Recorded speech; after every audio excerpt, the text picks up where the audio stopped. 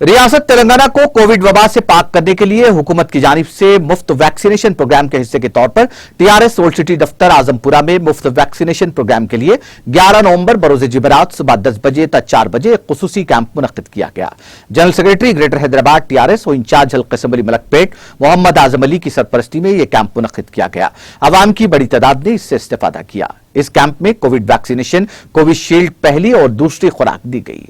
Urban primary health centre doctor Lingamurthy medical officer की निगरानी में यह कैंप मुनक्किद किया गया। उनकी इस टीम में ओमा महेश्वरी मोहा, डॉक्टर जे विमला, रहीमुन्नीसा, पार्वती मीना ने हिस्सा लिया। टीआरएस सरगर्म लीडर सैयद लायक अली ने इंतजामात में हिस्सा लिया।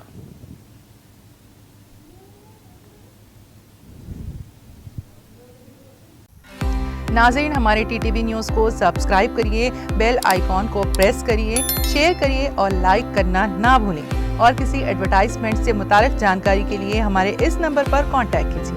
हमारा नंबर है 9550102020।